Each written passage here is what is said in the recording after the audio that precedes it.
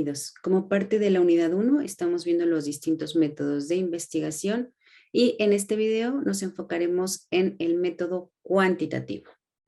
Bien, el método de investigación cuantitativa, también denominado enfoque cuantitativo, es un método que generalmente es muy criticado, que generalmente mis estudiantes de posgrado no lo quieren retomar, que se considera tradicional, que se considera hasta negativo. Y la verdad es que estamos muy lejanos de la realidad. Estos son mitos, son creencias. La metodología cuantitativa es muy útil. En esta pandemia fue de vital importancia para poder aportar nueva información dentro del ámbito educativo sin la necesidad de estar en un contexto, de tener contacto con los sujetos. Nos dio una gran posibilidad de avance dentro del ámbito de la investigación educativa. Bien, el enfoque cuantitativo utiliza la recolección de datos para probar hipótesis.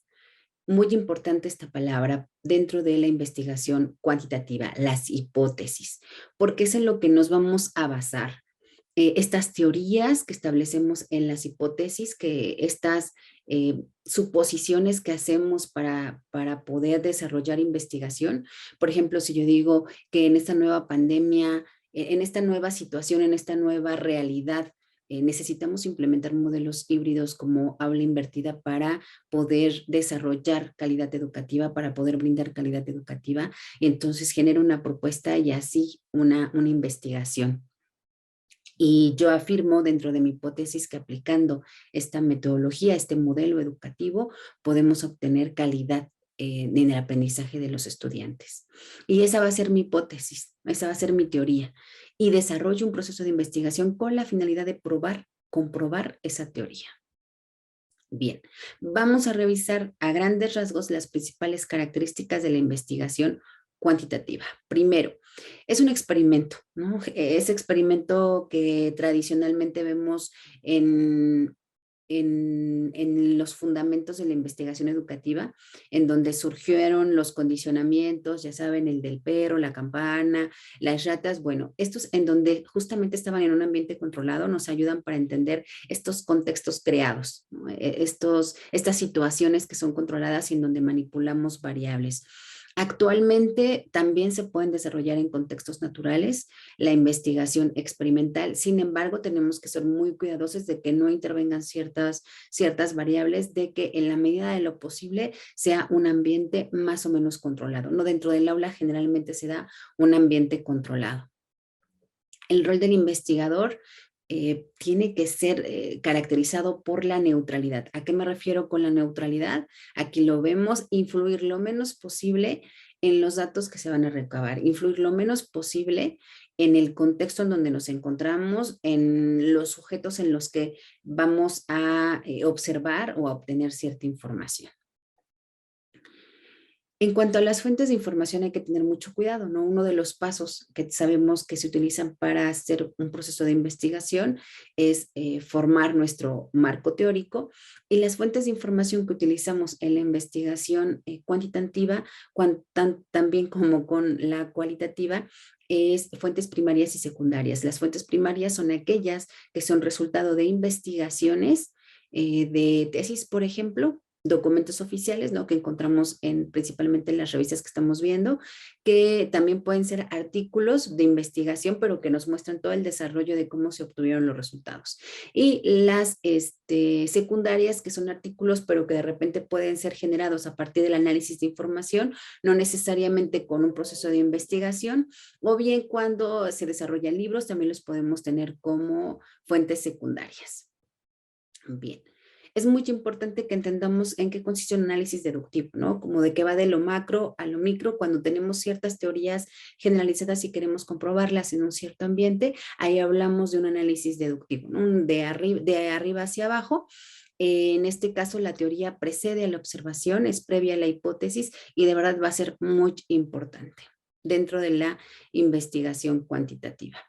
Los participantes tienen un rol importante porque son quienes nos brindan información para validar o no nuestras teorías. Nos interesa mucho que sea de acuerdo o proporcional al número de la población. ¿A qué me refiero con esto? Es que nuestras muestras deben ser amplias. ¿Cuánto es lo mínimo para que se considere representativo? El 30%. lo mínimo, pero en realidad en la investigación cuantitativa lo mejor es que podamos recabar información de prácticamente toda la población, ¿no? Sí tenemos muestras, pero reitero, a medida de la posibilidad, dependiendo del tipo de investigación y del alcance del mismo, de qué tanta población esté considerando, se va a considerar como válida, al menos como representativa, si consideramos dentro de la muestra el 30% de la población. Bien, ¿a qué me refiero con el diseño estructurado? A los pasos que se van a llevar a cabo para desarrollar este proceso de investigación. Tienen que ser perfectamente establecidos y son justamente pasos, ¿no? Es un sistema, paso 1, paso 2, paso 3, paso 4. No puedo pensar en el paso 3 si no he concluido con el paso 2, no puedo empezar con el paso 4 si no he pasado por los 3 previos. Entonces siempre es sistemático y muy importante, no podemos cambiarlo. De hecho, si lo cambiamos, se considera que estamos alterando el proceso de investigación. Ya hay ambigüedad o fallas en cuanto a nuestro proceso.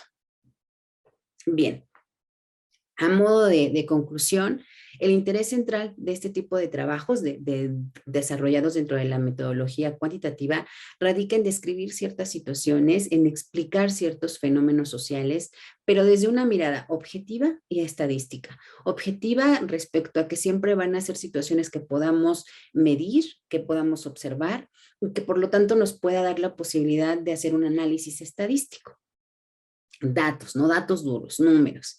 La importancia de la representatividad para que sea considerada como válida nuestra información, los resultados y las conclusiones, pues es partir de que una muestra sea amplia, al menos el 30% de nuestra población.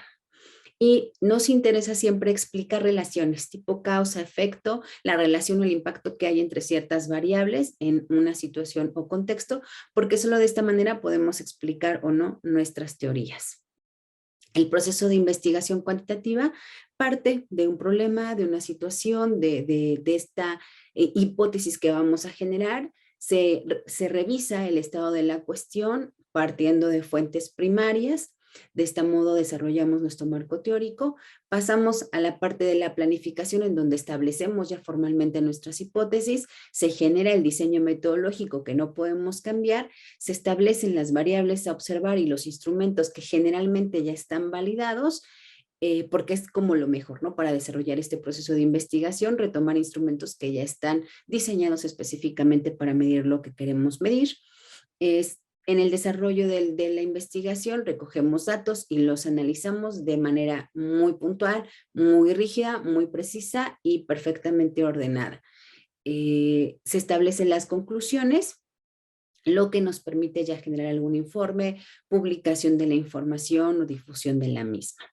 Bien, les agradezco mucho su atención en estas que fueron las principales características de la metodología cuantitativa.